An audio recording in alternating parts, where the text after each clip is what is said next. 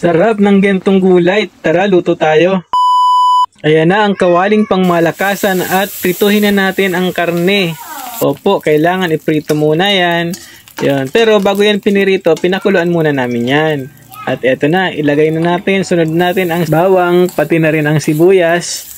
Okay, tapos paghalo-haluin hanggang sa maluto yung sibuyas at bawang at i-mix na rin yung karne. At ilagay na po natin ang gulay na sitaw. Yan, inuuna po natin yan ang sitaw dahil yan ay mas matagal siyang lumambot. Ayan, tapos halo-haluin lang natin. Yan, lagyan na rin natin ng sangkap. Ayan, paminta po yan.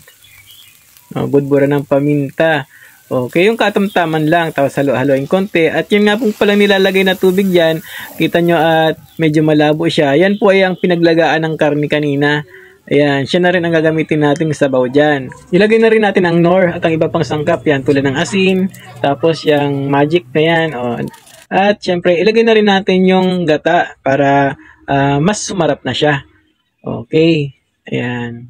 Pabilisin natin kasi nakakainip.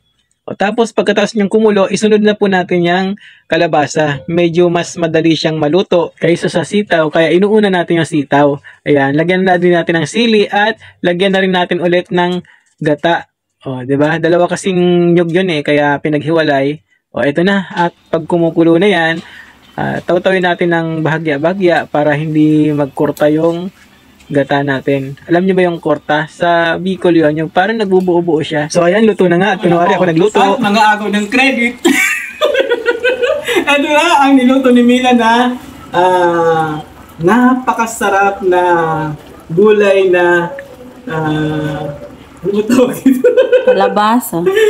Kalabasa at tingnan mo naman yung sitaw, napakasarap-sarap nga, napakalakas, sarap. So, syempre, hindi matatapos yung luto niya na hindi ko natitikman. Kaya syempre, meron din akong party rito. Tikman natin.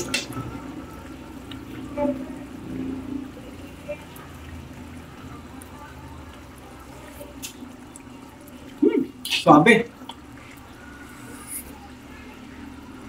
Sarap. Nagustuhan niyo po ba ang luto namin? Luto namin! Thank you for watching at sana po share nyo na yan at follow for more updates. Bye-bye!